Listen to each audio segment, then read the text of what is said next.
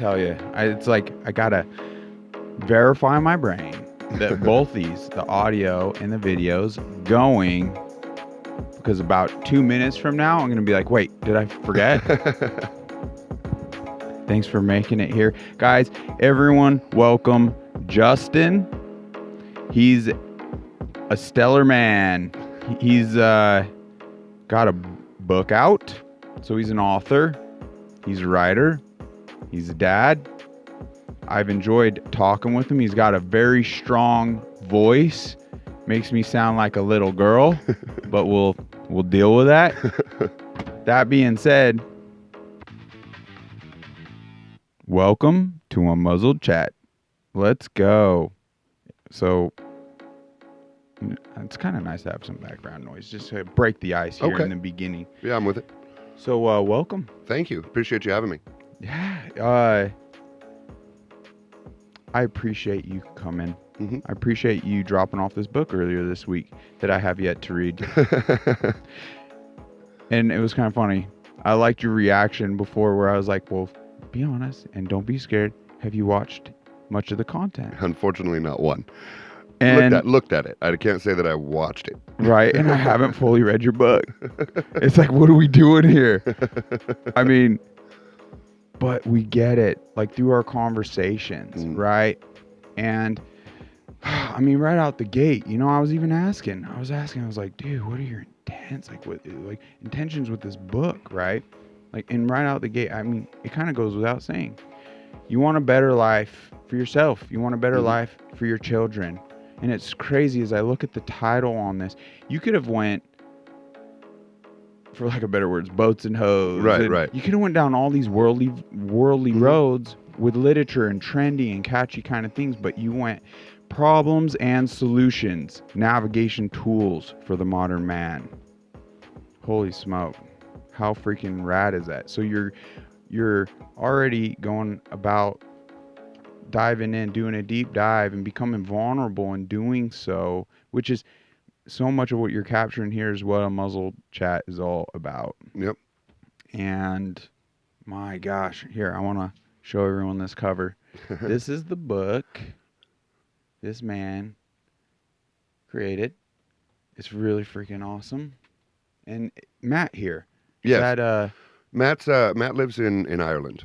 So cool. We met. I went through some stuff with my youngest, his mom, and what happened to his mom's, and so I was really kind of in an agitated state, and one of those kind of things where you can't really fight what's happening, so to speak, I guess, but you want to, you know what I mean, and it was just agitated. So I ended up on one of these dad groups on Facebook, and Matt was in there too. He's struggled with anxiety and depression and a bunch of other things throughout his life.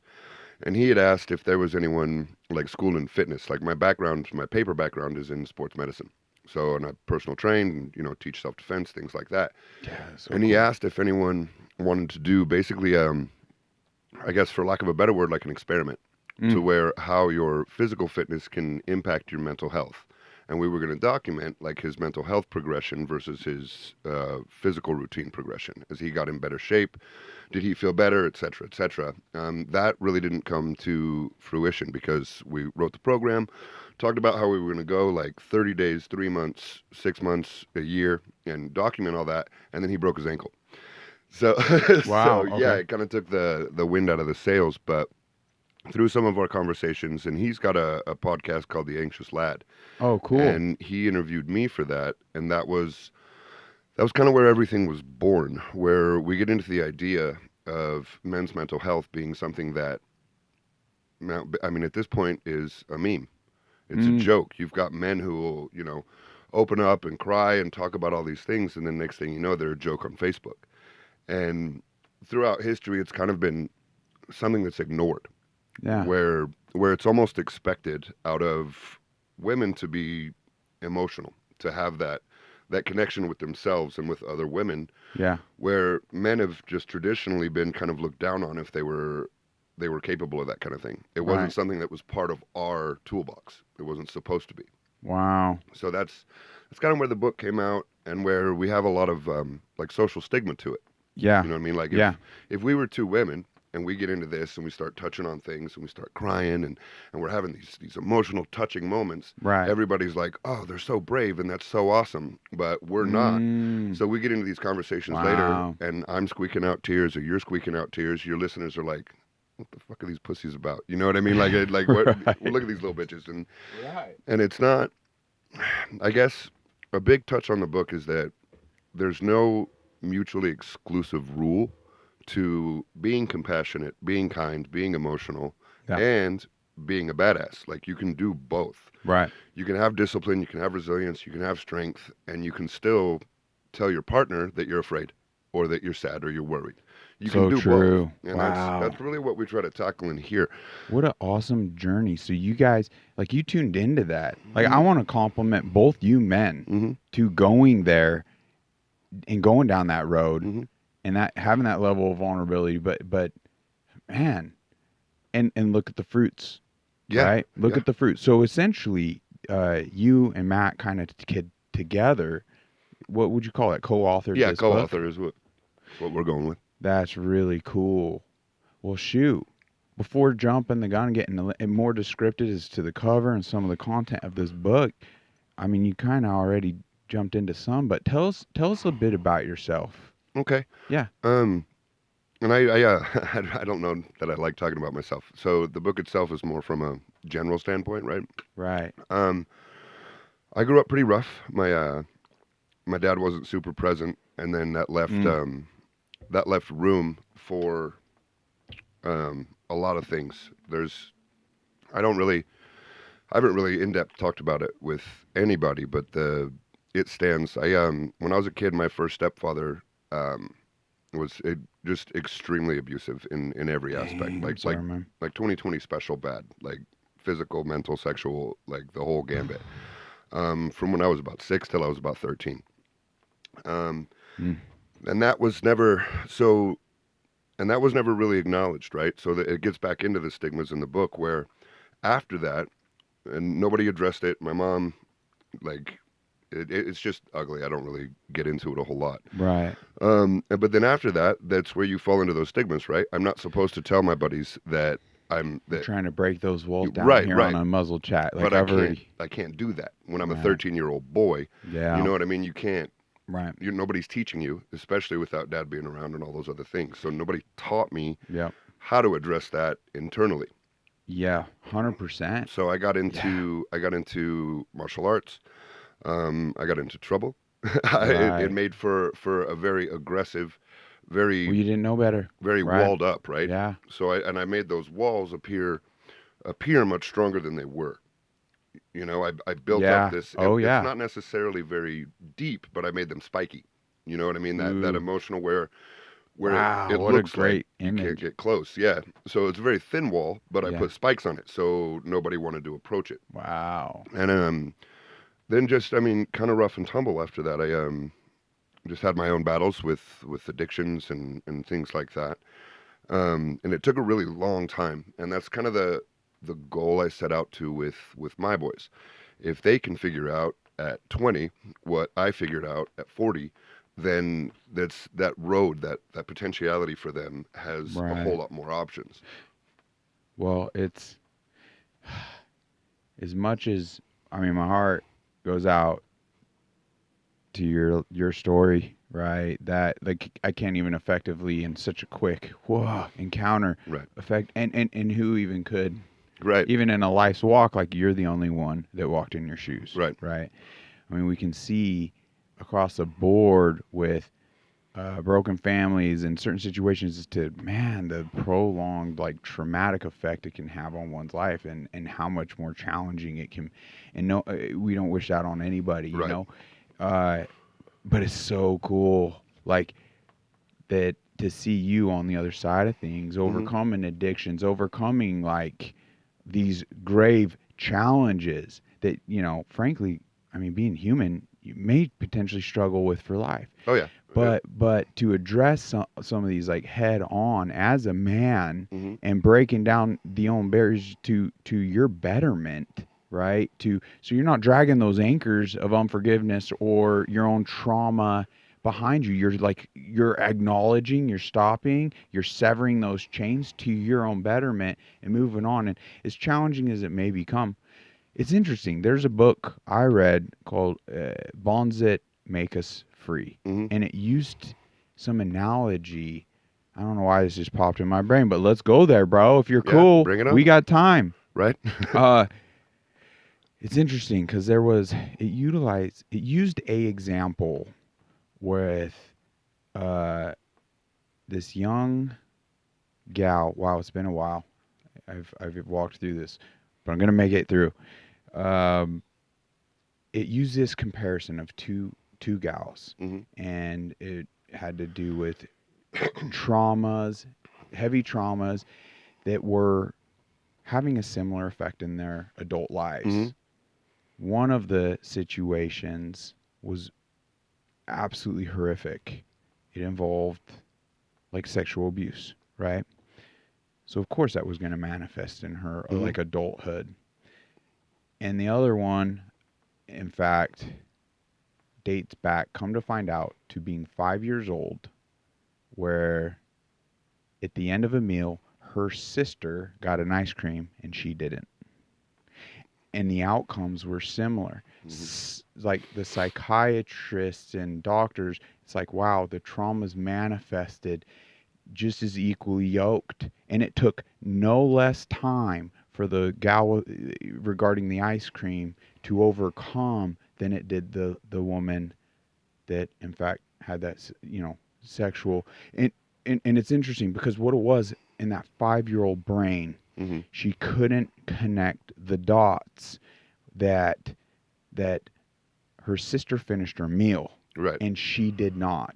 Well, because nobody really took the time to explain it to her. She didn't grasp it. Undoubtedly, like, her parents were probably pretty good. I mean, that kind of says, all right, they wanted to make sure their intention was good with their kids, because it was Right. they were trying to influence them to eat, to be strong, to be healthy.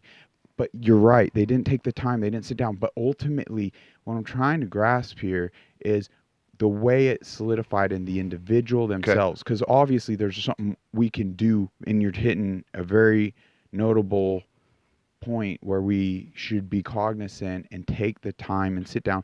But for the individual, like, she didn't know. So the wiring started happening in her development in her brain, as though she wasn't as good as her sister, that she wasn't worthy, that her parents, like, she wasn't worthy, like, of the love like her parents. It started having this isolating effect. So as an adult, it led to all these manifestations and insecurities and things similar, the same similar pattern as the one that was sexually abused. Like, the whole psyche, to where, they both were burning through relations. They both were lustfully acting out. They both had to do equally. I mean, in a way, this actually kind of posed bigger challenge in a way on even getting to the root of the issue, to rewiring and to relearning and reprogramming, because this one was given. Obvious. Yeah, this was given. Yeah, but so, the ice cream thing, like, you'd have to search through years of stuff to get back to that point. Yeah. There's a couple points we can touch on here. So a lot of people just will take children and assume that simple is the only thing they grasp. No, you don't get ice cream, and that's the end of it. The kid doesn't really understand. And it comes down to time, too. A lot of really good parents ages, just don't feel like, anyway, that they don't have the time to feel. Or that the kid, point. change, I don't have time to, it's not a priority. Right. Look at your perspective change. But so that's the issue there, would be that they could have taken more time to explain that, and it probably would have had nearly as bad as of an effect. Now, when you talk about long-term effects, I'm not a clinical psychologist, so, like, I can speak to life experience, how it affected me. It came down to trust. So that all started when I was about 5 or 6 and lasted until I was about 13. So when you're a kid, your home is the world, right? Especially before you start school. Right. And those, 2 people, 4 people, 1 person, whoever you have in that environment is your, I mean, I guess for lack of a better analogy, that's God. Okay? So when you get into a situation like mine, or that woman that was abused like that, like, the person who's supposed to be protecting you and taking care of you and all of that kind of things is torturing you. They're literally destroying everything innocent and good that you Right. have. Right. And I think the biggest impact for me Yeah. would have been trust. The very Yeah. principle of trust. You're Yeah. supposed to be able to trust your parents, and that's how that kind of sets up your ability to trust and interact with other people. Right. And that was just destroyed for me for a Right. really long time. And then it's easy for Right. people to take advantage of you. Right. It's easy for people to take your energy from you without ever giving anything back because you Right. want it. I want to. You Right. want that innocence back. You want that feeling. You want that positivity. Yes. So you're willing to look over or overlook a whole lot of stuff to get it. That's where that promiscuity comes from. That's where the drugs Right. come from. That's where everything comes from. Wow. Is that Yeah. mistrust? That See, and that's what's crazy. Like, we do have the ability as an adult. Like, why would we allow essentially something that was entirely out of our control in our youngling years, right? To define our whole lives, define our like our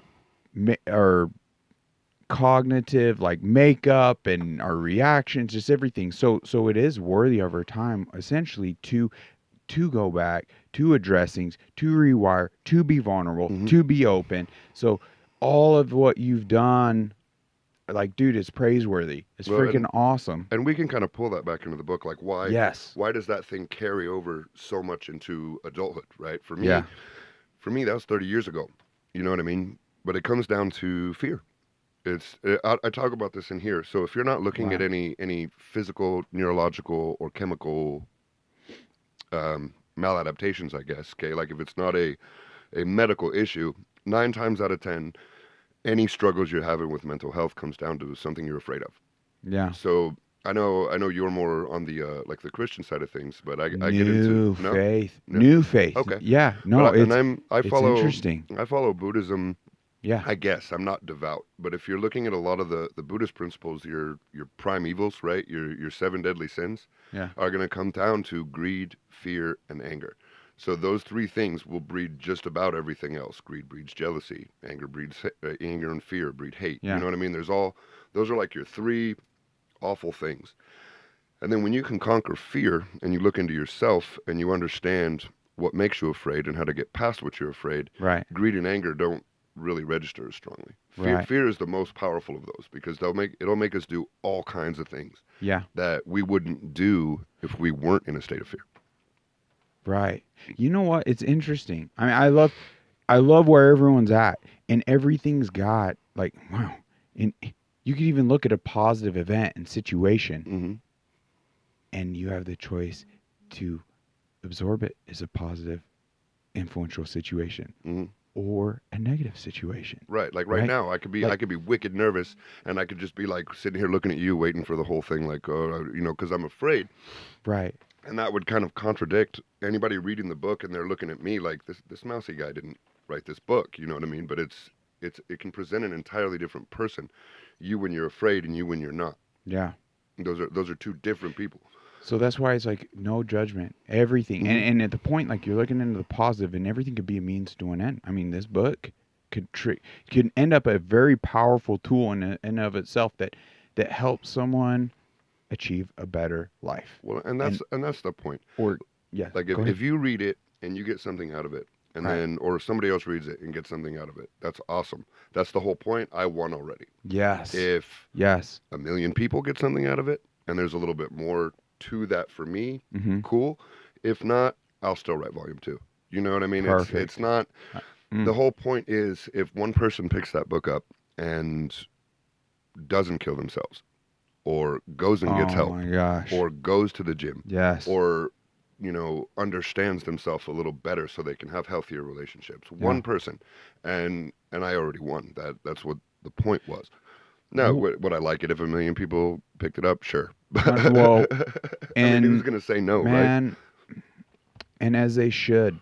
Are you kidding me? I'm not on here telling people not to buy my book. So Yeah. Well, my gosh, we need volume 2. We need to support, men like you that are essentially taking action in a selfless sense.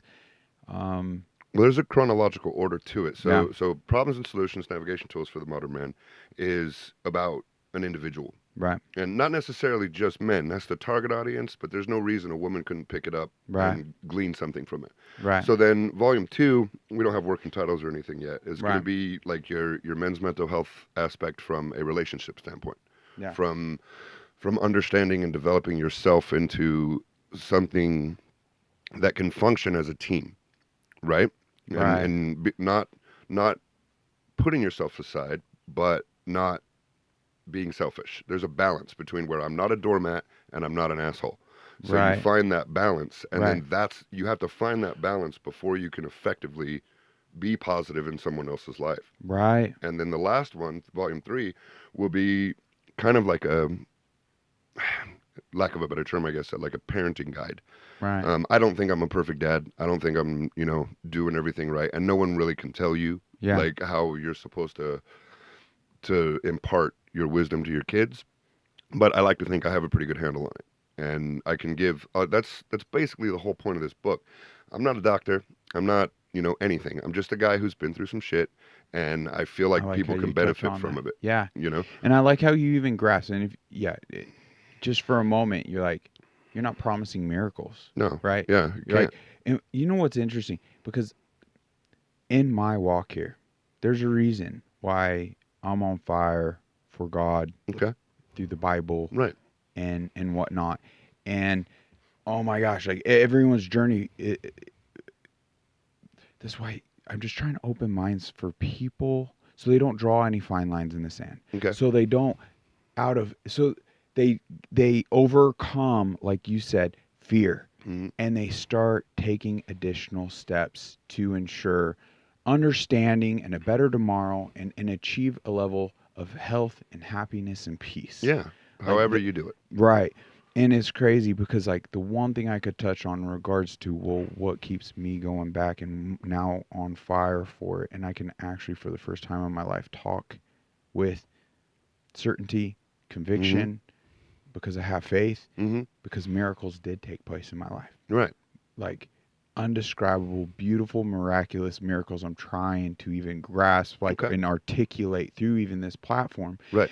And it was through my Savior, Jesus. It was so cool. It's been so, I'm on fire. I can't like mute that. However, there were a lot of amazing books, similar, like even vulgar like Un-F Yourself. Yeah. I have all those on Audible. And that's good. And it maybe for entertainment purposes or whatnot. But it ended up being a means to an end, right? Right. And I'm never going to contradict anyone's faith. Like that's not my way. Yeah. But if it's what makes you stronger, and if it's what makes you have, like you said, conviction, discipline, those kinds of things, those are universal concepts. It doesn't matter if you get it through Chinese wushu and meditation, or you get it through going to church and praying, or you get it at the gym, or you get it wherever you get it. Right. Once you've got it, you've got it. Right. And I feel like that it kind of transcends the concept of religion. I just love, yes.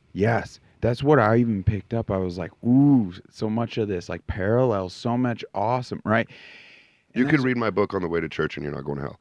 I know. Yeah. Well, guys, I just love how clear it's making it in my mind. I'm hoping it's having in that effect for listeners where we're not to live with fear, right? Right. And to kick that where it counts, like boot it in the face, get it out of the way, sweep it aside and push on to effectively helping people. So let's I want to know. So you got a compass here. Okay. So like, and an owl, and it's just really cool. I don't even know about those there, but yeah, this. So the inspiration, concept, the concept being basically wisdom and direction. So wisdom and direction. So as you get older, let's start off with when you're younger. So you can be very intelligent and still be dumb as a brick. Yeah. Okay. Because you don't have the experience, you don't have the perception that's wide enough to, I guess, embrace or deny what you're supposed to. Okay. So and then also when we're younger, we don't know which way to go. Kids are, Mm-hmm. I always tell my students, like, because it's first through fifth that I teach. Oh, And cool. yeah, so I always tell them right now, you are unlimited potentiality. You have absolutely no limit to the amount of directions, to the amount of things, and all these things you can do. And as you progress and as you make decisions and you make choices, that potentiality, instead of being this wide sphere, becomes denser lines. It's the same amount of energy, literally the same amount of chi or shen or however you want to look at it, or your soul. Right. When you're a kid, that's just this big orb, right? And it's not very dense, it's very pliable and all that. Every choice and decision you make takes that orb and makes it denser and turns it more into lines and Right. branches instead of this wide spectrum view. And so with that potentiality, there does come quite a bit of danger. And that's where your adults come in when you're a kid, right? They give you that wisdom, or they're supposed to anyway, and they give you Right. that direction. And then now, from my experience, Right. I never got that. So the idea of the owl and the compass is you're going to follow the directions of the wise. It's the hardest thing to do for a human is to admit I'm wrong. One of the things, like oh man, I didn't know that, I'm an idiot. Most people are going to double down. You know what I mean? In the face of More than ever nowadays. in the It's face of crazy. empirical What happened evidence. to accountability? Yeah, they're going to hold on Yes. to it. In the Yes. face of math. And they'll more so Yeah. even go along the lines of excusing that. Okay, Right. we can no longer argue it or this or that. So now they're give me just a novel of an explanation, which in fact is an excuse. It's just feelings. So yeah. you got to have both, right? And like when you said sweep away fear. So I'm not going to necessarily agree with that, but that's not a bad analogy. Can At we the same instill excitement for people to? I want to be excited to. Holy smokes! Yep, that's clear. I was wrong. I'm excited to be wrong. no. How So cool would that be? so with the concepts we're looking at, it's either you win or you learn.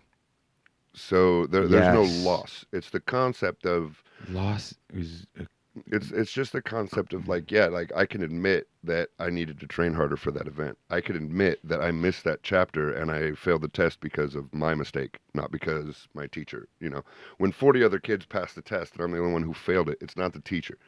Like, you know what I mean? It's the acceptance of weakness. Okay, it's the only way to get rid of it. yes. Like if I ignore That's- my weaknesses, mhm. that just gives my opponent the opportunity to exploit it. It's to our own detriment. Right. This type of understanding and lack thereof. Mm-hmm. To kind of go down that road. It's what's leading to a weaker men, weaker culture, and as you so eloquently put in your book, a bunch of pussies. Well, no, I don't. Okay, so let's not say that. So Okay. the chapter Yes. titles are really meant to incite. You have a lot of intention Yes. with this book, with the everything on there. It's meant to incite thought. So when the first chapter being called "Don't Be a Pussy," it's not really about not being a pussy. Okay. It's about how that phrase is overused. Every man's heard it, just about. You've either heard it like as a joke, Right. or as some sort of coping mechanism, not just for you. So when you come to me with an issue, and I'm like, man, come on, James, don't be a pussy. Yes. So that's a coping thing for me too. It's my insecurity is making me unable to even hear you. And guys, this is real life. This is real sayings. I get for some listeners this could be extremely vulgar or Probably. potentially offensive. This and that. And I get that. I hear you. I'll even say I'm sorry, right? But this is real life. Let's not attack. Let's be open to real life and this is how we can actually properly acknowledge and move things forward in a better light, Right, and ensure a better tomorrow. And just to let our audience know, there are some expletives in the book. There is a little bit of it's just how I talk. You know what I mean? And I think it's not every other word is an F-bomb. I didn't write Wolf of Wall Street. You know what I mean? Yeah. But it's at the same time, it's me. It's an honest depiction. Now, Wouldn't have it any other way. I would like to think that there's enough intellectual articulation in the book that just because I say fuck once or twice, it doesn't ruin the concept. That's the one thing with reading the foreword and just a little bit I've kind of dove into is you do have people could have the gift of gab, but writing in and of itself is a skill. Mhm. And to put words to paper to where it can easily resonate and jump out, right? Like it, I can understand, like even with your forward here, Mhm. clearly your intentions and whatnot. So you are gifted. This is an Oh, easy read. It is thanks. an easy read, Thanks. and I believe, yeah, no one that's why even to like what an amazing intentional thing to even put in there to even have like this conversation where let's not be so uptight to allow even a F bomb subtract and distract from the meaning and meat on that bone. Well, and read the room, you know what I mean? So I teach Yeah. elementary school. It's not like I'm in, front of my students, saying, oh, Oh fuck this, yeah. fuck that. They're kids. Right. I'm kind of actually surprised with myself that for the most part, like I don't even slip. You know what I mean? You just turn it on, you turn it off. And I use it really more as like to illustrate seriousness. Like when I throw an expletive in the book, it's so contradictory to the rest of the articulations Mm, that you're gonna go, oh, he means that. mm, That's what an expletive is for, or what it's mm. supposed to be for. Right. So yeah, yeah, again, don't mean to offend anybody, Right. but that's part of resilience. Like being able to get offended and stay in the class. That's a resilient thing. Being Yeah. able to hit the mat real hard and get back up and stay in the class Right. is kind of the point. Wow. So yeah, it's yeah, and I don't think there's anything about it that I would call profane. I love I wouldn't even say I just now was punked, but I love how just even naturally I'm so glad I said it so you could dive in It's that supposed to elicit that response. that You're supposed to read that that chapter title before you even start it yeah. and go, "What the fuck?" And Yeah. then you start reading and you're like, "Oh, like it's the thought provocation. I don't care if you Right. agree with it. I don't care if you see what I see. It's the Mm. thought." There's depth and intention. I love that. Man, I'll figure it out. I mean, some of the titles on these obviously jump at me. That's why, I mean, part of me even felt guilty, like having your personal copy here. No, I no, like man. personalizing these things as I go through them, right? Like I even have this little Yeah, tab yeah. there to, And that's cool. You didn't have a copy, so but it's you ordered. I know. ordered it, folks, Sweet. and a lot of all of you, to support this man, to look into. I mean, because we need more of this in this world, right? And Well, if we're working through the chapter title, so yeah, "Don't Be a Pussy" is meant to go, "What'd you call me?" And then you start reading, and you're like, "Oh, that's what he meant." And then so like, "I'll figure it out" mhm, is not a declaration of strength like we think it is. The right, idea of "I'll figure it out," the more you dive into that concept, the more you're going to alienate yourself from the people you're doing it to provide and protect for. mm, Like you can get so separated right, from the reason that you're doing what you're doing by doing right, what you're doing. yeah, And that's "I'll figure it out" needs to turn into "we'll figure it out" or "I need help." right, Right? So not always, not always. As a man, it's really hard to admit like, man, I can't do this. right, Who am I going to ask? Or am I going to double down and keep fucking up? right, You know what I mean? Or am I going to get further and further away from my family, who I'm working 80 hours a week to make sure have a better life, right, but then take away the aspect of their father in order to do that? So it's a type of compromise and a type of really understanding where our time has the most value. right, Yeah. And hint, it's not for your CEO. yeah, yeah, even wow, even if you are the CEO, right. it's not for your CEO. So shy of like actually reading the book on behalf, like to all the listeners, Well, I it'd can be come back after you read it. I can come back, man. Nothing but a right, thing. right. Well, because we want obviously them to buy it. We want people to buy this and support this and Right. know it's out there, right? Because uh, we're trying to all acknowledge and clean out our toolboxes and organize our toolboxes and get the most efficient tools we can Yep. to have the most awesome impact in our lives, right? And so because I want to dive more in on like the intention Okay. and things that nature. But before you moving on, are there certain subject materials you personally would like to touch on?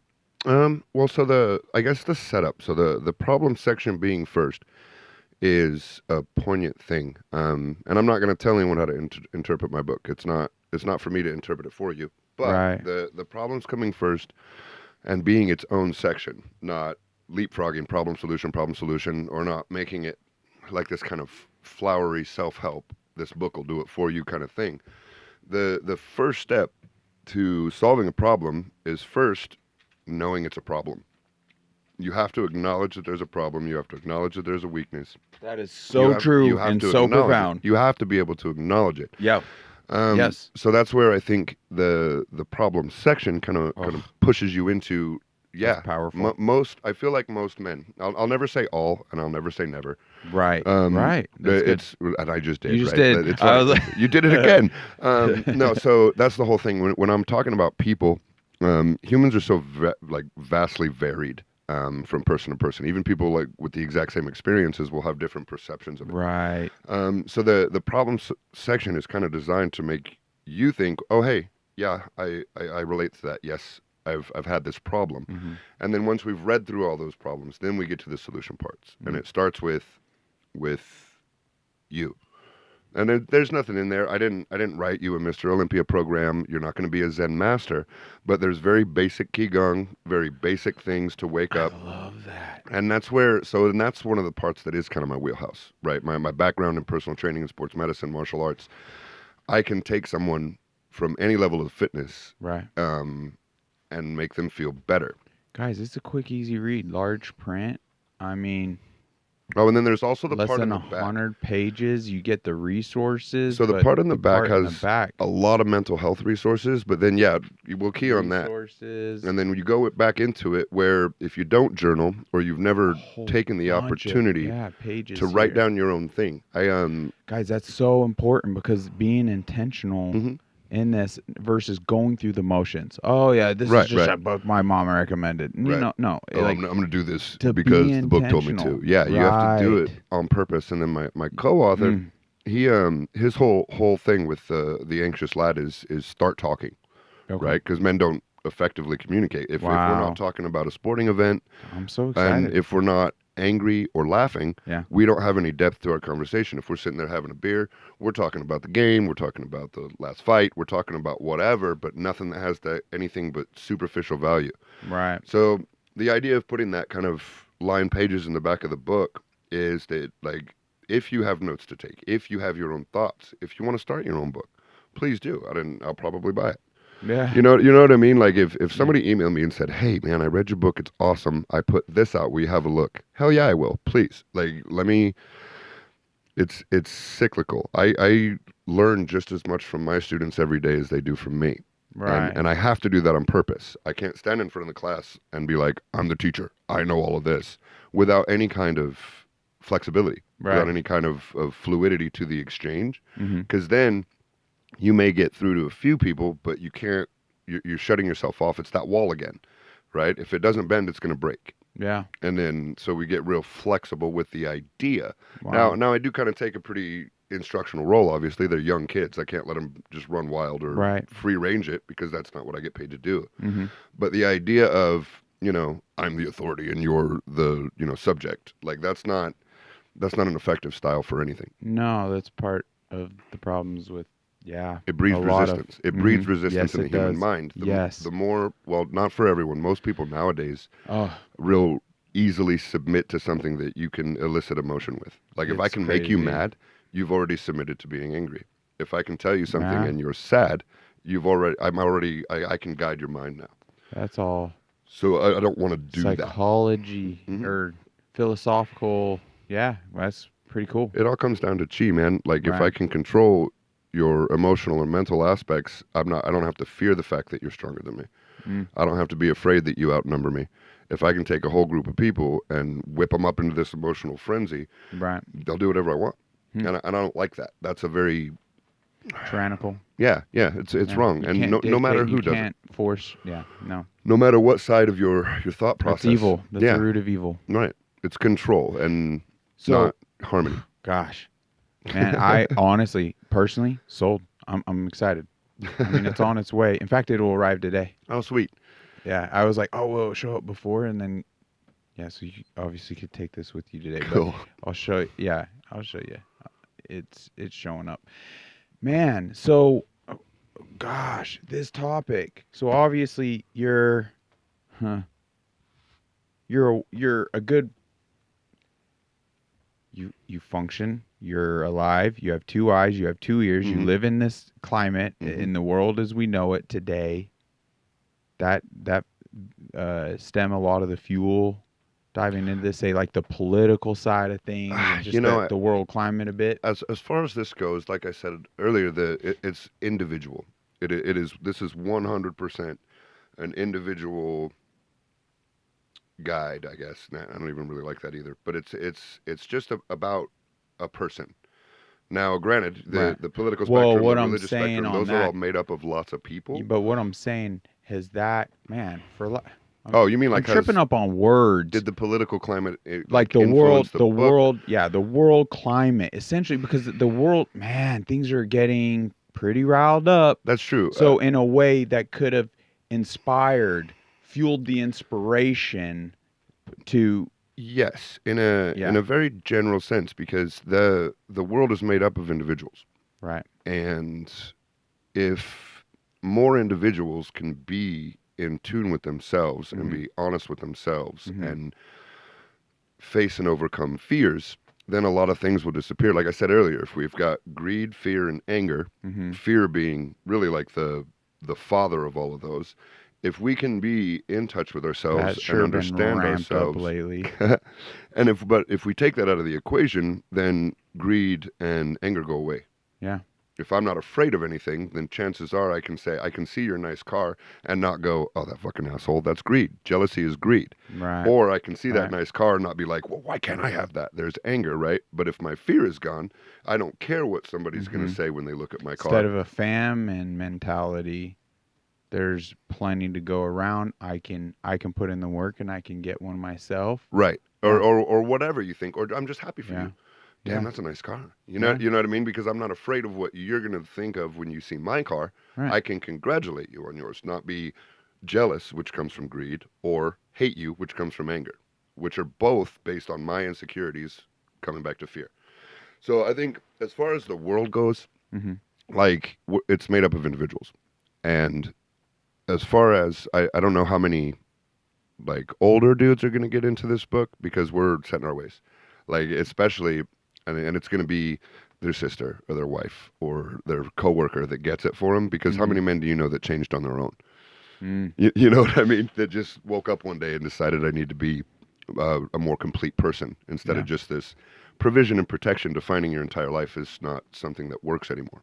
Right. We've got too much time, too much brain space. That's not taken up by worrying about raiders coming over the hill to rape and kill my family. Right. That's not taken up by, are we going to starve because it rained too much this year? You know what I mean? That brain space. Now we spend our whole life like this, you know, and there's just too much space to make that. We get so easily preyed upon on these topics to get us all worked up. That's why sourcing information and not allowing, that's why, like, truly you say, like, your anger and being the source of this, and it's like, the way I see it is, man, there's even a deeper, like, motive and intent, and like, like there's literally a spiritual side of things where it is all these things are rooting from evil, and all this over here like good, and it's crazy. Well, it's a joke. It's a crazy journey. It's kind of a joke when I'm having philosophical conversations. I'll say the worst spells that were ever cast on mankind were cast eons ago, and it was money and time. Those two things take so much away from our ability. Now, don't get me wrong, society is what it is.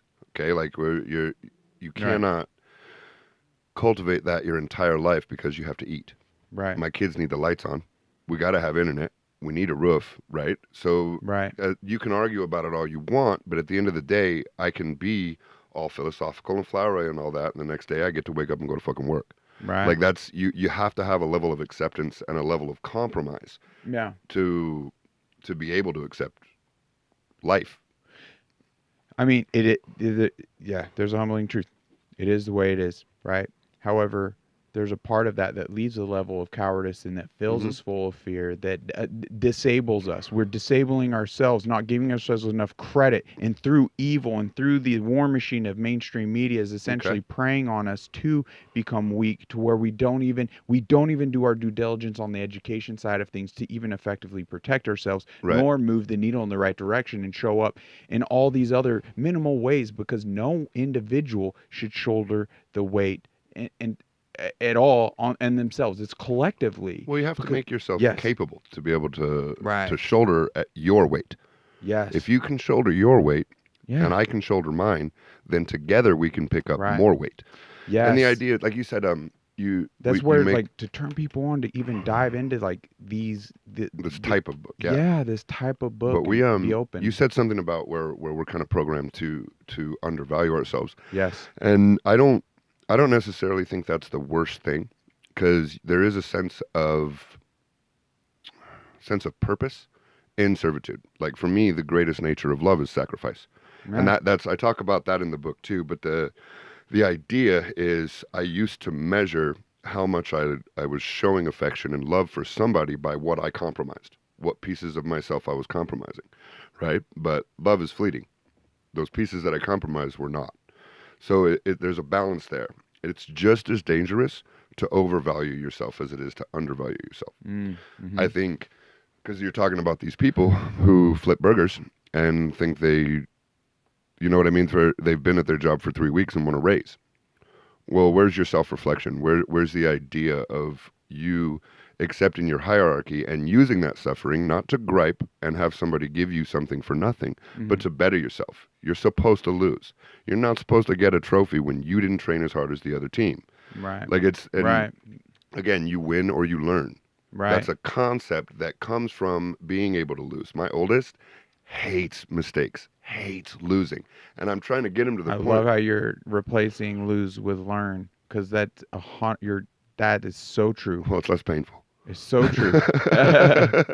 I hate losing too. I've often referenced is like losing becoming one of, like, that in and of itself is one of the life's best teachers. You know? Well, it's the only way. If I win all the time, then I don't know what I'm doing wrong. Exactly. And I'm liable to get blindsided by something I never saw. Right. So, like I said, my oldest just despises it. Mistakes on his homework, loses one piece during a chess game, and it changes like his whole demeanor. Yeah. So I'm trying to teach him that should be a motivation for improvement. That's because I'm the same way, man. Like I hide it better because I'm 42 and he's 10, but let it be the fuel to excite you, to put in the time, and when you win, like the win is going to be that much sweeter. You could look back and thank the loss. Thank you, loss, because this feels so much better. Yeah, and growing up, like I didn't realize I absolutely had zero ground game until my collegiate wrestler buddy just put me on my back, treated me like a rag doll, and I'm like, holy shit, I should spend some time doing this. You know what I mean? That's the thing. So yeah, that's it's just as dangerous to overvalue yourself as it is to undervalue yourself. Well, that's where I'm just, when it comes to like world issues, right? It tends to have a sense of just, and I get it, right? Because it's happened to me. Overwhelm. Right. It's overwhelming that these bad actors and certain individuals, where it's no secret what they're up to, are walking free, right? Well, not anymore.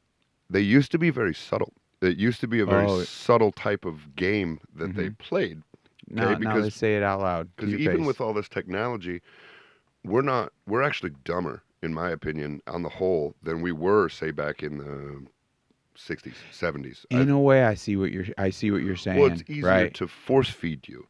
Like back when you had to read the newspaper, because people aren't even thinking for themselves and using their own discernment. Right. They're just they are being herded. Per capita, it's easier. There are a few people who are still wicked sharp, because we all have human brains, and frontal cortexes that process information in a tactical sense. And are utilizing that as in a very effective tool to even enhance. So they're benefiting from it, But those people are ridiculously outnumbered. For the most part, you have masses of people, masses of people doing really dumb shit. Just I'm sitting here scratching my head over like these. Okay, people even have identified, like, with themselves. Okay, this jab was bad. this, over this pandemic. Like this was real. This was Okay. real bad. Yeah. It literally, they lost loved ones due to it, right? Mm-hmm. And but what it's crazy because they see the sources that were pushing that information, and they know that they were being lied to on any given topic, right? On And any still given trust them. topic, and they go back there, like they're not even sourcing their information. It's So, the abuse victim psychology. mm, So someone can tell you they care for you, mm-hmm. beat the shit out of you, and then you'll go bail them out of jail. Isn't it crazy? It's the like, well, just for me, even the desire to have trust, the desire to have love. You overlook a lot of things. Yeah. Most people want We all those sources, right? You're talking about the government, you're talking about the CDC, The war you're talking machine, about all that. Yeah. the mainstream So media. we want to trust them. It's just like, if you look at, that's like society's parents, right? And we want to trust them. We want them to love us and acknowledge But us. it's healthy to question things, right? True. And 100%. then so then they can kick the shit out of us, and we'll still go vote for them. Yeah. And it works both ways, man. Over history, the Republicans have been bad, the Democrats have been bad. Everybody's looked to take our And money it's all a and put it in their pockets. construct, and Yeah. there's an evil entity that's polarizing it all. So we're staying caught up in the. Sorry, this table's squeaking. We're not effectively able to identify anything because everything's just, and that's where it's like, wow. Well, they can't make any money if we're friends. If Yeah. I'm gay and you're straight and you hate me for it, they can make money because I have a disenfranchised, marginalized mind frame. If I'm black and you're white, Yes. we have to hate each other, because as soon as two strong, capable men Right. get together and make friends, the more we realize we don't need them. Like every time they say government shutdown, I think that's a direct illustration of how absolutely useless they are. Yes. And they're taking the lion's share of the pie, man. Right. So, and it is more than money too. Mhm. Like some of these individuals are. Money isn't even an object to them anymore. It's literally the power structure. It's literally the level of infiltration. They have no concept of choosing from gas to get to work or paying your electric bill. They have no idea. And never have, like, what that would feel like. And I'm to a point where I don't have to do that anymore. And I am so grateful and so happy that Good for you. my kids will never know what it's like to have the power off when they get home from school. Right. They'll never know what it's like to eat my gosh. Kraft Mac and hot dogs for a week straight because you can't afford anything else. They'll never know that. But that's the thing. That's where the individual has to become responsible. I can't blame my first stepfather for anything I did after he was gone. Right. You can. I mean, psychiatrists will tell you there's reasonings and things like that. But at the end of the day, I've got my own mind. As damaged as it is and as traumatic as that was, I have control of my faculties. It took me 30 years to figure out. It took me 30 years of Chinese Wushu, Muay Thai kickboxing, and Qigong to get a hold of that, to have my own power. Right. But once I did, it's you almost go through another bout of feeling bad because you're stupid. Like of regret almost, like I should have gotten a hold on this sooner. You know what I've just kind of tapped into that I don't know, and maybe I'm overemphasizing and talking to too many folks about it, but bro, it is a blessing when you come out on that other side and you start tapping into levels of selflessness and you start seeing how things like this can have a positive impact on people's lives. In a way, you gain all that time back. Sort of, because you see it literally it fuels it because you end up fostering, when you see that, so much gratitude to what you went through that you get all the time back because you're grateful you went through it. I wouldn't say gratitude, I would say value. The strength and resilience and perception that I have came through that torture. But I do at the same time will wrestle with bouts of I would trade that. I would trade that experience a heartbeat. I would be clueless and weak to not have to suffer through that. However, the real, I think, value comes from my children. Becoming a father, 100%, 180-degree thought process, perception, everything changed that day I watched my son come out of my ex-wife, right? And I think that's where the gratitude for that experience comes from, because I have the clearest possible illustration of how not to do it. I have the clearest possible illustration of action and consequence. right? Of how my actions were affected by the actions of others. My entire life was. So I have a very, very crystal clear illustration of how not to raise your kids. Now, doesn't give me any clue on how to do it, right? There's no manual for it. I can't get the, Truesdale model Benjamin technical manual, but at the same time, it having that part of what not to do cut off. I don't have to worry about that because I know what not to do at this point, at least in an extreme version. Yeah. So I can ignore that. I don't have to worry about that part because I know I'm not doing that. Yeah. Right? Right. So I can experiment going forward. It frees up a lot of energy and a lot of emotional space. Right. I think you can put me in your place. I mean, in my place, because I have yet to have children of my own. Well, and that's not I got nieces. something you can force. I know, and I got nieces, nephews, and it's just wild though. As I reflect more so to like my childhood and such, like we all do. For parents, I feel, and all of us individually, whether we're parents or not, it's equally yoked and applicable. Where the more we can actually humble ourselves and walk in a level of like meekness, which in a lot of ways, man, you've been a prime example of here today, which is freaking awesome.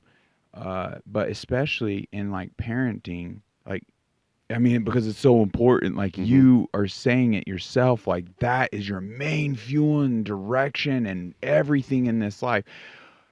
And we can see how that could even potentially lead to helicopter parents and even potential... I was a certifiable helicopter when they were little, just because of everything that happened to me. Right. Every person that looks at them, touches their shoulder, or interacts with them in any way, like that alpha wolf kind of thing. Like, what's your problem? And that also spawned from my experiences. And as they're getting older and they're getting more capable, I'm training them. They're more capable. I'm trying to get to a greater safe distance. Right. When they were completely vulnerable and defenseless, my safe distance was about 3 feet. Now we go to the park, they can run a quarter mile away as long as I can still see them. That kind of thing.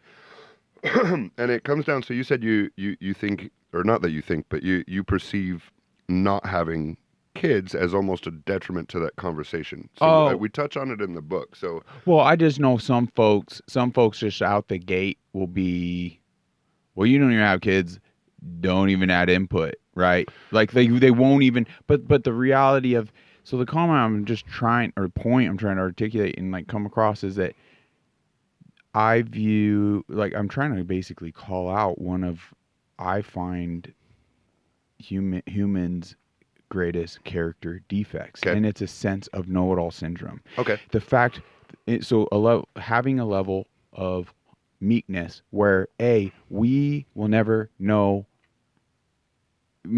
truly master. You can get pretty darn close on like making pens or something really simple. Okay. But when it comes to like, oh my gosh, just the art of communication, no one's mastered. Right? It's really tough. No human. Like, there's always room for improvement. Right. So having a sense of like, boom, pride and ego's gone now. It's gone. Oh yeah, kids will humble you real quick. Right. Especially once they can talk. So especially as for parents, because you're with your interactions, like in yourself. I mean, it's important to have confidence and be a leader for that child, right? But internally, constantly being like, just growing, learning, not drawing those fine lines in the sand for yourself or that child in a way where you are seeking just. For me, it's learning, almost almost absolution, as far as my kids go, maybe even atonement. But we're looking at, when we look at it in the book. So having kids or not having kids is not any real definitive boundary for anyone, right? So say you don't have kids. I do have kids. Right. So I have like a physical progeny, right? But even as an individual who doesn't, or maybe can't, or doesn't want to, or never had the opportunity. I saw myself as having kids. Right. I think you'd be an awesome dad. Thanks, bro. But the point of it is, our legacy, what we leave behind, is not just my genetic material that turned into 2 men. It's not just, a spouse or whatever. It's energetic. So it's you impacts like this. You need to choose what you want to leave behind. Okay, are my kids gonna miss their dad or just collect an insurance check? Anything behind. I just want to have a positive impact. And that and I is get, leaving. and in a way, yeah, it's leaving something behind, but I don't want to go about it like where for like a better whatever, just achieving a statue, right? Okay. I don't like no accolades in a sense of selflessness. I just want to genuinely have a positive impact. If you erected that statue yourself, you're masturbating. If others erected that statue of you, you probably earned it. But it's not even about the statue. So energy cannot be created or destroyed. It only changes forms. Okay, that's physics. And our energy is permanent. Do you want to leave behind an energetic legacy of anger, of fear, of hatred, of that kind of stuff? Or do you want to leave one behind of strength, compassion, kindness, knowledge? Right. You know what I mean? Right. And that's up to you whether you have kids or not. Now, my energy will be physically manifested in my boys. Yes. But there's that less tangible, but nonetheless very permeating sense of your energy too. Right. Whether you're alive or not. And the more people that leave behind mistrust, hatred, anger, doubt, the more that energy collects, it condenses, you know what I mean? And it pressurizes to the point where it's almost like a virus. And that being said, I mean, even in the most simple things, like you admit positive vibes, like that becomes like contagious in and of itself to your immediate circles, this and that, or the vice versa. Or I mean, through technology. Like, I'm not a huge fan of a lot of social media stuff or anything like that, but at the same time, the negativity is using that weapon. Yes. And a lot of people are like, oh, fight fire with fire is just stupid. No, it isn't. If I've got a stronger fire, I will engulf and overcome yours. Once again, on that point, how important it is to migrate to the places that more so fuel you up, and being aware, being cognizant as to the ones that are putting all that, weightful, drag you down kind of stuff in front of you too. But we can also kind of start to separate ourselves though. So the idea of division and it being so easy can be born of this conversation we're having right now. Yeah. So it comes down to the fact that if we try to solidify that energy to the point where we're only positive, and then we're only going to talk with people who look like us or think like us or dress like us, then that in and of itself becomes negative energy again. So it's got to be a type of push and pull, but there has to be some type of recognition of the extremes, right? So like conflicts that are 1,000 years old. It's older than America, or just conflicts or certain people who will never have a civil discourse or never have a reasonable agreement. Okay, you need to throw hands. Like you gotta make that fighting is gonna again spread like a disease, and there's physical manifestations of, what do I want to say? Concluding arguments, right? The way I grew up, a couple dudes have strong enough beef, you throw hands, and whoever won was right. That's it. It doesn't matter. Like it. Well, even after, there almost became, in my experience in those situations, it didn't even matter anymore about being right. It didn't even matter who even won the fight, so to speak. In that moment, it came to, are we cool? Right. And then you're helping them off the ground, and it just doesn't even matter anymore. You got it out of your system. You're nursing your noses. You got ice on your eye, and you go get a beer. Now you have a respect for each other. The whole thing just shifted. As long as the victor doesn't think that that's going to happen every day. So here's the thing: you could beat my ass today, and I could come back in 3 months and destroy you, if we've got the right mentalities for that thing. So it's when you win a fight and you think that that person is automatically inferior to you all the time. That's also wrong. Right? Yeah, you'll get humbled eventually. Right. Yes.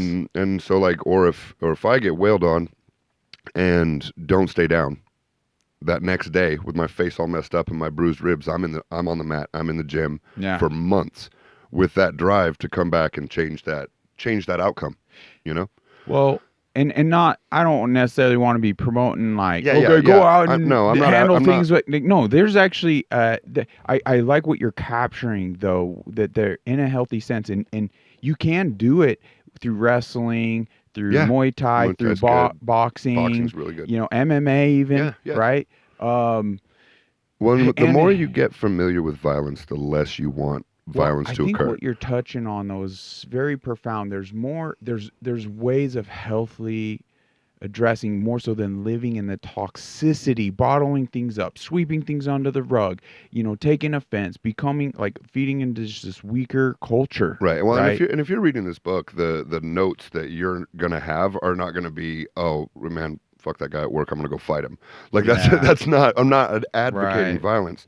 I'm Yes. just saying again. I think I said it earlier, but the only defense against an evil man is a good man skilled in violence. Yeah. It's the only way. Because it's not like I'm not capable of altering my ideas, right, in order to, reach a higher level of exchange with my fellow humans. The evil side of it, though, takes advantage of that and doesn't care at all.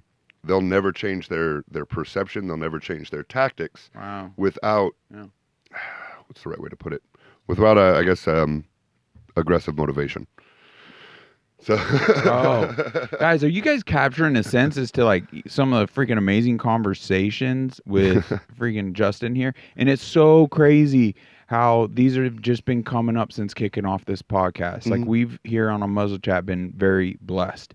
It's through a mutual friend we know that actually did her own. Does she only have one episode out? I don't know, but yeah, she's on a shout out to Meredith. Yeah, Meredith. She's awesome.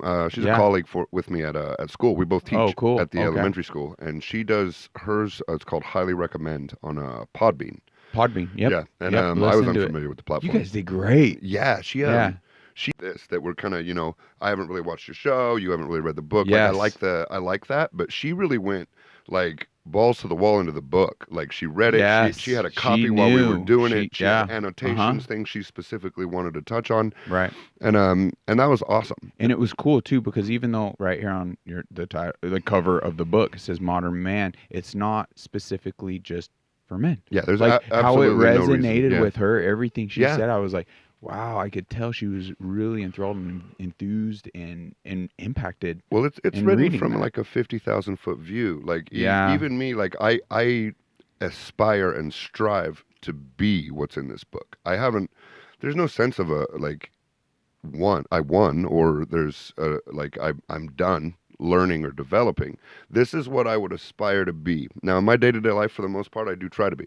There's spots in there about like hygiene and cleanliness and keeping your area organized and stuff like that. Man, I got 2 kids. You go to my house on any given day while they're not with their mom, and there is shit everywhere. Legos, school stuff, stuffed animals, blankets, everything. So that's. Right. But if you're reading that chapter of the book and then come by my house, you're like, is this guy a fucking hypocrite? No, I'm not. I just think that at a certain point, there's always room for improvement and refinement. Always. You don't want your routine that you're doing to soften your energy and reduce stress to be something you stress about.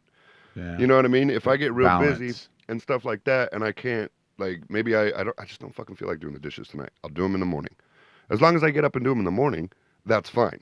It's when it's been 5 days, I'm out of dishes and I'm eating with my hands, that it becomes procrastination and apathy. Okay, so there's no perfect. You know what I mean? And as far as fitness goes, man, I like to eat. And I'll use the excuse again, I got 2 kids. I'm not going to sit and plan out completely different dietary functions for me than I do for them. We eat good. We love to eat good because of how I grew up. Right. A full fridge brings a tear to my eye sometimes, man. Right. And we eat brats. We have good stuff, you know what I mean? We're making stir fry. We're doing salmon from the butcher shop. We're getting it in. Very nice. It's not unhealthy, but I feel like some of the meticulous things that a lot of people do in the name of fitness create more stress and more insecurity and more worry than just go lift, man. You know what? It just kind of hit me. I'm like, wow, with all the shit, for lack of better words, you've been through in your life. I mean, I think we just captured one of them with martial arts, fitness. Yeah. You know, as far as like tools that you could recommend for people that got you through your darkest hours. Yeah, it's a sense of capability. And I think I said this on Meredith's podcast too. Even if you're not violent, even if you're not physically apt, even if you got asthma or you've got real bad allergies or whatever, go to the mat. Go hit the bag. Go to the mat one time. Yeah. And once you get back up and realize that pain's not the end. Yeah. Physically, once you have that physical manifestation and awareness in yourself Right. Because the first time you go hit a heavy bag, if you've never trained before, your wrists are going to hurt. Your shoulders are going to hurt. Right. Your elbows are going to hurt. Everything's going to hurt. But then you go do it again. Yeah. And it doesn't hurt so much. And then it doesn't hurt at all. And you're like, you feel bad for the back. At over a long enough timeline. Yes. And now, does that make you violent? No. Does that make you have a sense of ventilation and a type of catharsis that you can achieve through physical activity? No. Hell yeah. Even if you're never going to hit anybody your whole life, I tell my students all the time, I hope you never have to use anything I teach you. Perfect. Like, I hope. So. Well, it's interesting. Like, in educating oneself and establishing this level of like confidence within yourself in a way can Sometimes. eliminate. Well, it can in fact. Well, it takes a level of maturity and development to use that. Let's say confidence in a defusing type of way because you've now established. So you're defusing, and you can be a mediator. Because like you're confident. A lot of the time, the weak man that doesn't establish that confidence now is so anxiety ridden, so pee my pants moment that they just want to resort to pop. They're just, I got to be the first one. I got to be the first one or something. Some extremely physically powerful people can be the weakest men that you've ever met in your life. They can have the most fear, the most insecurity, the most greed out of, your couch potatoes. They really can. Joe Biden. Well, he's just a real potato. But anyway, so it comes down to the more experience that you have with violence, the less you look at violence as a solution. I'm gonna bite a little bit off of Jordan Peterson here. So if you can't fight and you say you're a pacifist, you're not a pacifist, you're a coward. There's a big difference where if I'm saying, hey, let's come to some peaceful resolution, there's more virtue to that. Because I'm capable of the alternative. 100%. If you're not capable of the alternative, of course you don't want it to be a fucking option. Right. Of course you don't. You're not virtuous, you're not, whatever, you're weak. So it comes down to the capability. And like I was saying, telling my students, like, I hope you never need this. Right. But it's the old adage, man. It's better to have it and not need it than need it and not have it. Yeah. So, and that's true of so many things. Right. Like, why do you always have a knife? Well, in case there's cake or in case I need to stab somebody. Like which one, or whatever. Or if somebody gets bound up in their seatbelt in a car wreck. Yes. What if there we you go. Can't unknot that shit with your hands. I don't care how strong you are. Maybe. I mean, there's guys who rip in phone books and stuff. Maybe they can pop a seatbelt, but is that guy going to be around? Right. 90% of the time, no. So, yeah, why do you always need to have a knife? Well, you don't know. Why do you always need to look around? That's just one of my personal. Why do you always need to walk? I mean, there is a thought process in preparation for God forbid, right? But the majority, man, I don't see how people. I guess because we're men, right? And from contract work to box cutting to all sorts of things. Yeah. Like I can't. I feel naked going throughout my day without one. Having something sharp just expands the repertoire of what you're capable of. Now, do I wake up thinking, man, I hope I could just stab somebody today? No, that ain't it. It's just I don't have claws. I don't have teeth. Our skin isn't anything to speak of, and our senses blow compared to everything in nature. We can't see for shit. We can't hear for shit. We can't smell for shit. And we don't have claws. We don't have sharp teeth. Our skin is very fragile compared to that of even your dog. Right. So when you add an element of capability, it's in through a tool. It's through cognition. It's through the usage of tools. That's how we've come to being so separate from nature, right? We had to. If we didn't do everything we've done here with the lights and the fire and domesticating animals and things like that, we'd be prey. For the most part. We wouldn't be apex. We wouldn't be the bottom of the barrel. We wouldn't be vermin, but we'd be far from apex predators. Right. So without the walls, without the fire, without the weapons, we're bottom of the barrel. In nature. Now, a lot of people are like, well, that's not necessary anymore. We've evolved. Well, sure, but what happens when the internet goes out? What happens when a meteor hits that satellite and it blows up and you don't have Facebook anymore and you can't use Google Maps? What are you going to do? Right. I'm going to be fine. Yeah. Because I got a knife. Right. And land navigation. I mean, in all those survival shows, like you ask Bear Grylls, any of them, like the number one tool they'll have is just a nice fixed blade. You can do it. You can shave bark for kindling. You can do a million different things. Yeah. Right. And that's just one kind of concept of, well, and a lot of people, like you said, like Bear Grylls or a lot of these preppers and stuff, they take that too far, way too far. Like, oh my God, the sun's going to go out tomorrow. You know what I mean? Well, probably not. Is it possible? Okay. All right. Oh, that was the wrong buttons. Sorry, listeners.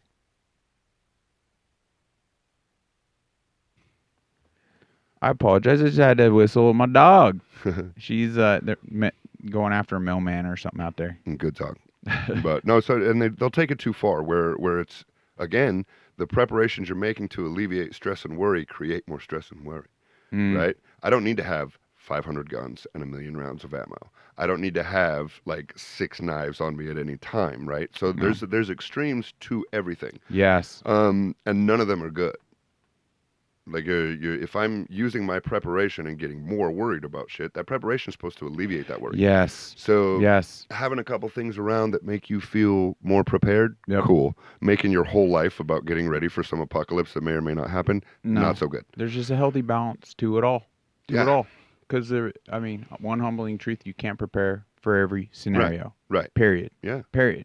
But, everyone, and I think it's individually, everyone individually needs to kind of make that assessment and do those preparations for themselves. Yeah. Because once again, it is better to have it and not need it than need it and not have it. Right. I keep a toolkit in my car. Like, I also take my car in for maintenance and all the time. I don't know when I'm going to need to tighten a bolt that I can't get with my fingers. You know, like all kinds of different stuff. So if you're not taking those steps and you're walking around and you have a sense of worry regarding your finances or regarding food or regarding gas or things like that, like you're walking around your own toxicity to an extent because it's anxiety, it's creating fear. So eliminate that. Well, and everybody else is steps. Like, take some extra steps to find that balance and investment. And, and when it comes to, say, firearms and, blade, things of that nature, if one of the reasons you utilize a tool like that is for the God forbid scenario, which everyone has a right to protect themselves. Yes, I agree. 100%. That. Real quick caveat though. So just in case anybody from school is listening or whatever, I don't have a knife in my classroom. I don't take a knife on campus or anything like that. Like I'm not that guy. But I mean, honestly, I would feel, so there's an argument to be had here where I would feel is, there should be psych evals and potential things for potential teachers. You want a QRF on campuses. But and I don't disagree with you. If my kid was in your classroom, someone is tuned in and is trained as you are, I would rather have you, because in a way, it would be expensive and hard to get someone even equal or more advanced than you with abilities and tactical trainings, even as a security guard, right? So to essentially, I would say it'd be arguably in our best interest as parents to arm a teacher like you on behalf of our students. I don't disagree with you, but I don't think they should be checking out weapons with our walkie-talkies in the morning. That would need to be a very deep process. To have a QRF, a quick response force, for anybody who doesn't know, like on campus in the classroom, man, I don't see it as feasible, because while you, and I'm sure a lot of other parents definitely in your listening base, are going to go, fuck yeah. Have 4 or 5 dudes that can put a fire team together in a matter of 30 seconds when there's a school shooter. That sounds like a good idea, but for the most part, people in education are, well, at least it used to be anyway, but to be a teacher, there's a sense of softness. There's a sense of compassion that most people have that almost contradicts the usage of firearms. I'm kind of a rare duck or an odd duck in education and I teach martial arts, you know what I mean? So there's a different type of, I guess, energy to what I do and how I do it than your writing teacher. Right. You know what I mean? It's different. Right. So, and I don't want, like you said, you'd be more comfortable with that. Yes. There's a lot of people on my campus who are actually afraid of guns. That's true. But the reality is, and those people should obviously, and we all, let's not even single those people, whoever, everyone should have that question as to, like, okay, so it's no secret, school shootings are a thing. Yeah. And that's sad. And that's unfortunate. And gun shows, it's not a thing. It's not happening. Right. And everybody's walking around with loaded weapons. Everyone's putting a label that guns kill people. So there's a reality to see here with your own eyes. But it's easy to whip that frenzy up in the human mind when a kid walks in to a school in Texas and plugs a bunch of kids. It's easy to whip that emotions up. It's hard to get you, not you personally, but it's hard to get you. There's evil that's demonizing, like to those that would say, "Oh, I'm not comfortable and guns scare me, and I don't want that in there," right? Where under the guise of like guns killing people or that false ideology, it's literally fueling them not to get comfortable with a firearm themselves, see what it's about for themselves. They're essentially judging a book by its cover when it isn't wise. They know it's not wise to sit here and judge this. Though. I mean, if I can't tell you if you're not comfortable fighting, I can't tell you to go fight. Yeah, well, so but then and that's again, a detriment to me if I'm relying on you to be able to effectively fight. It would be foolish. So it would be foolish now for that individual to necessarily have say to an extent when they haven't done their due diligence, when they haven't read it. So am I less or more credible judging this book without reading it? Well, less obviously, but that's a bigger issue when we're talking about guns. So we're kind of onto something here. Everyone has the right to feel safe at work. Well, I used to bounce at some strip clubs, and I don't necessarily agree with that industry. Right. And people are like, well, what are you doing here then? Well, because everyone, I don't care what you do, deserves to feel safe at work. When you go to work, the idea of getting physically harmed or otherwise harmed should not occur to you. If me wearing my 40 cal onto campus makes people around me feel unsafe, it's defeating the purpose. It's and that's not, I don't get to make that choice for them.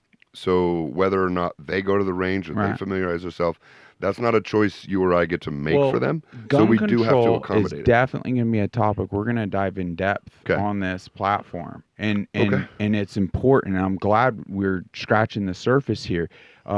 Just a thought I want to leave with folk that haven't done their guns are fun. like just some proper etiquette, trigger control. Well, it's the first 3 rules. You learn the first 3 rules. Always assume it's loaded. Yes.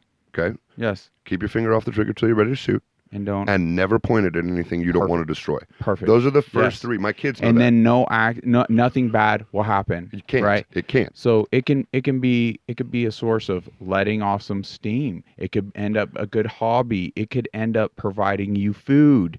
It can end up saving your life. Right, but I think there's enough people. There's extreme value. Well, depending on where firearms. you are, I think that there's enough people who think like we do that we could keep the people who don't safe. Yes. And it's that recognition that we don't live in the Wild West anymore, man. Nobody has to accept the fact that me having a gun makes you safer. Well, naturally, we're gonna fear things we're not familiar with. Right, exactly. Right, and a thing that goes boom and makes a sound and has been attributed to death and ends life. Like it's, that can be an effective like you tool. said, I mean, my pinky could be effective tool. Well, I could train this pinky to be. You said guns are fun, but in my opinion, like nothing that ends life is fun. It's a tool. And yes, you can have some fun. We could take the ARs out in the desert, get some tannerite, tie it to some gas cans, and have a good time. But pens have been attributed to death too. Sure. From choking, from all kinds of all different sorts stuff. of different stuff, right? But a lot less often. But a pen has another use. As far as guns go, at their concept, 100%. There's no other use. I've legit had fun with my firearm out there in the desert, and that's shooting okay, potatoes. As long as you don't lose sight of what that is for. That pen is for writing. Well, I'm saying people can achieve that level. Can I kill somebody with that pen? Yes, absolutely. Yes. In 6 different ways. Yes. Is it made for that? No. It's just my firearm isn't made specifically to take life. Oh, it is though. It is though. At its core, the very concept of the muzzle loader, the arquebus, the blunderbuss, all of those weapons were designed to kill people better than an arrow. There's literally ones that have been designed specifically for sport, specifically for fun, for quick shooting, quick reload, for those are target offshoots. shooting. There's ones that are specifically with the intent behind hunting and getting. And hunting is taking life.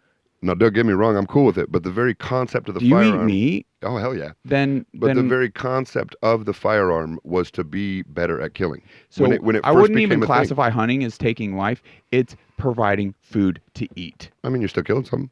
And I'm not arguing But- with you. I'm with you. We can go hunting. So we can why go hunt would this we weekend. why would we automatically just say taking life versus it's an activity that's providing for life? Because that's dressing it up. That makes it easier to. That makes it. You add words to things. No, what's dressing it up under the guise of taking life, that's dressing it up with a negative connotation when in fact, like, wait, you're saying I'm just like, it's bad for me to eat, it's bad for me to fuel my... See, so that's because a it's matter putting of a negative- perception. Yes. I don't look at. So I'm just saying, why are all- we doing that talk right there under a negative lens? I'm You know, not because like when I say ultimately- it's taking life. That's illogical. There's no good or bad to it. So it's kind of like with the point of even like it can be fun. It shouldn't be demonized. Like, Okay. that's what I'm saying. It also shouldn't be looked at as a toy. We're agreeing here. That's true, We're agreeing because- here. But I shouldn't look at my 100%. I shouldn't look at my Yes. AR the same way I look at my Xbox. See, and that's why I'm saying, because Does the that whole make sense? yeah, the whole concept and point I was trying to say is it can be fun. People don't, and yes, that's what I'm trying to actually move the needle on Okay. is getting people familiar and willing to open. And by saying taking life, by saying that in fact is having a impact that's keeping people uncomfortable from even reading the book. I'm trying to get people that don't understand it to get the content. There's nothing in here about firearms. And No, I know. no. I'm just It's making a an joke. analogy. I'm making a joke. Yes. We're getting a little high, but there's nothing in here about No. that. So 'Cause I think the problem doesn't come from what connotation just people been take. I think the demonized. term taking life has more impact than it should because it's been allowed to. Now, what I would like to see happen is people being able to make the connection that some psycho drilling a bunch of kids in Texas has absolutely nothing to do with my AR. Absolutely nothing. The legal gun owners, the people who support the Second Right. Amendment, if we were the problem, you would know. Yes. Like there would be a much more evident issue because it's the idea of going into an institution like that and just opening fire. Well, That would never occur to I just like wanted me. to create some thought processes where absolutely. we were already turning an episode into gun control. Yeah. now. So let's So some of the things I wanted, change I gears. wanted to demonize it, so people actually do their due diligence on researching, on looking in, developing the safe practices, because it doesn't have to be all those other things. And there's a reason why for tyrannically as to why I'm so pro 2A and why Right. the tyrannical individuals want to take that essentially away. Well, because once you're disarmed, you're not citizens, you're subjects. And that changes the whole game. Yes. And here's the thing. You can be so adamantly against guns that it is definitely a detriment. If Alec Baldwin would have taken a couple firearms courses, Yes. that producer would still be alive. Yes. And that's all there is. And So I didn't want to get too lost in the weeds of it all, because let's not. ultimately, when it comes to the school thing, because I want people to even just grasp for a second, the Okay. ones that essentially do say and you label these things like guns kill people. Well, you could set it out there; it's not going to kill anyone, right? Right, yeah. Like that. So that's nonsensical, right? Because and you look at the gun shows where guns, everyone's got one. And Like, it's loaded, and and it's ready nothing's to go. happening. Yeah. Like, that's not a thing. And unfortunately, there's a sad truth that the school is a thing. So why? Essentially, why? That's I mental want you health, to man. ask. Well, no, I want you to ask. What it does boil down to: schools are soft targets. Yeah, absolutely. Period. Yeah. A gun show is not. No. Okay. So there's Not at things all. we can do that would not, change the structure of a soft target. And I'm telling you, it would change everything. We'll make a soft target a hard target, and the assailants will find a soft one.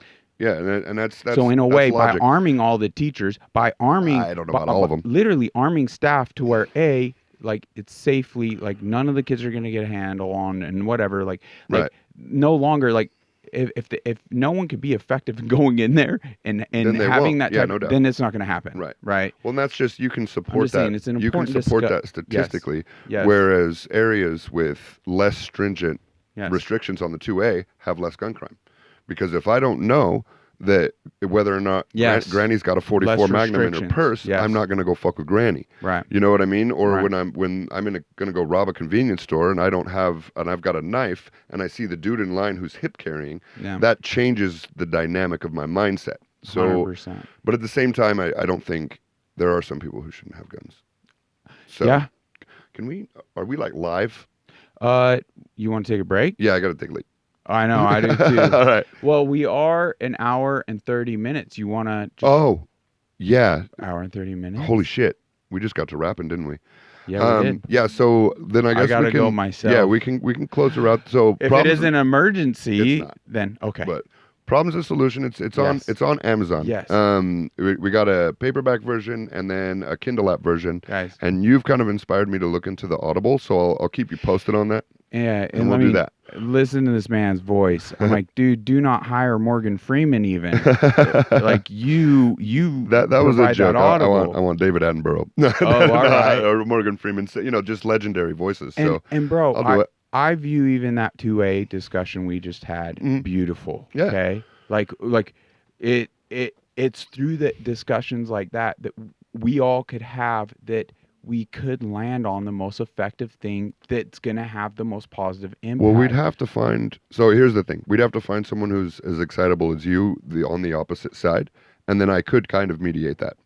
Right. I could kind of see. I can see both points. Well, I'm just saying, once again, without getting into the weeds again, Right. where it's important that we do that, and it's beautiful, and we can agree to disagree, Yeah. or all the things, and just being like, I appreciate your time, and I still have, like, to any situation, we could have the utmost respect for these other sure. individuals, Yeah. and validate like their beliefs, where they're coming from, who they are, and have more of a positive impact on everything. Yeah, and I'll be happy to come back anytime, man. Let's definitely do. I appreciate you. I'm excited to get the copy myself and really dive in. Awesome. I hope this blesses you and your life. Yeah, man. So on Amazon.